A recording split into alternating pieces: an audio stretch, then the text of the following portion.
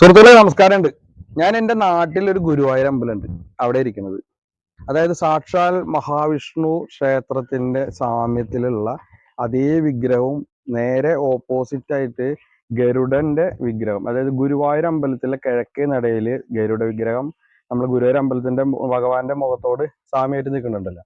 അത് കഴിഞ്ഞിട്ട് നിങ്ങൾ എവിടെയെങ്കിലും ഇനിയിപ്പോ ചിലപ്പോൾ ഉണ്ടായിരിക്കാം, എവിടെ ഇല്ല എന്നുള്ളൊരു ഒരു വാദം ഞാൻ പറയല്ല.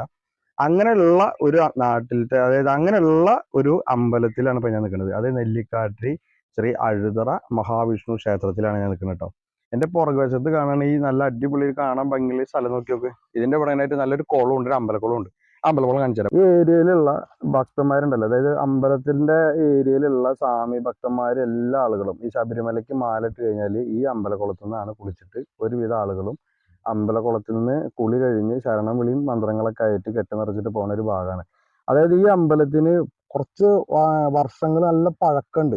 ഈ ഗുരുവായൂർ അമ്പലത്തിലാണ് നമ്മൾ കണ്ടിട്ടുള്ളത് ഈ ഗരുഡ വിഗ്രഹം ഭഗവാന്റെ മുഖം തിരിഞ്ഞിരിക്കുന്നത്. ഗുരുവായൂർ അമ്പലം കഴിഞ്ഞിട്ടുള്ള പിന്നെ വേറൊരു അമ്പലങ്ങളിൽ ഞാൻ കുറെ അമ്പലങ്ങളൊക്കെ പോയിട്ടുള്ളതാണ്, പക്ഷെ ഞാൻ വേറെ എവിടെയും അങ്ങനെ ശ്രദ്ധപ്പെട്ടിട്ടില്ല. അങ്ങനെ ഇരിക്കുമ്പോഴാണ് എനിക്ക് നമ്മളുടെ ഈ അമ്പലത്തിനെ നിങ്ങളെല്ലാം പല ആൾക്കാർക്ക് അറിയാത്ത ആൾക്കാരെ ഒന്ന് അറിയിക്കണം എന്ന് വിചാരിച്ചിട്ടാ. എത്ര വർഷം പഴക്കമുള്ള ഒരു അമ്പലമാണ് അറിയത്.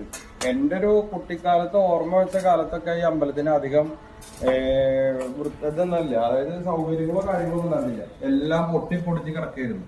ഇതിന്റെ കഴുക്കോലും ഇതിലുള്ള കാര്യങ്ങളെല്ലാം ചെതല് പിടിച്ച് ആകെ മുടിഞ്ഞ് കിടക്കായിരുന്നു.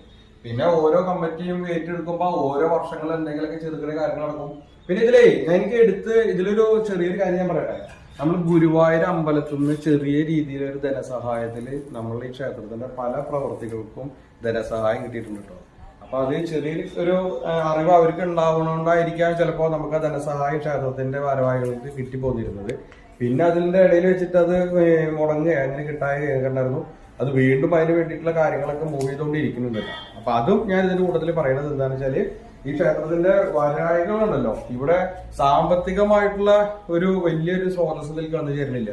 എല്ലാതും ഇവിടുത്തെ കാര്യങ്ങൾ അറിഞ്ഞിട്ട് ഓരോരോ ആളുകൾ വന്ന് ഇതിന്റെ കൗതുകരമായിട്ടുള്ള കാര്യങ്ങളൊക്കെ കേൾക്കുമ്പോൾ അവര് കൊടുക്കുന്ന സംഭാവനയും സമർപ്പണമാണ് ഈ അമ്പലത്തിന്റെ ഇതുവരെയുള്ള പുനഃപ്രവർത്തികൾ ഇപ്പൊ നടന്നുകൊണ്ടിരിക്കുന്നതും. കാരണം ഇപ്പോൾ ക്ഷേത്രത്തിന്റെ ഉള്ളിലെത്തിയിട്ട് പറഞ്ഞുതരാം. ഇതാണ് ഞാൻ നിങ്ങളോട് നേരത്തെ പറഞ്ഞില്ലേ, ഭഗവാന്റെ ഒരു വിഗ്രഹം, അതായത് മഹാവിഷ്ണുവിനെ തൊഴുതുകൊണ്ടിരിക്കുന്ന നമ്മളുടെ ഗരുഡ ഭഗവാന്റെ ഒരു വിഗ്രഹമുള്ള ക്ഷേത്രം. ഞാൻ കുറെ അമ്പലങ്ങളിലൊക്കെ ഞാൻ പോയിട്ടുള്ളതാണ്, പക്ഷെ മഹാവിഷ്ണു ക്ഷേത്രത്തിൽ അങ്ങനെ ഇതുപോലത്തെ ഒരു വിഗ്രഹം ഇരിക്കുന്നതായിട്ടുള്ളത് എന്റെ ശ്രദ്ധയപ്പെട്ടിട്ടില്ല. നമ്മുടെ ഗുരുവായൂർ അമ്പലത്തിലെ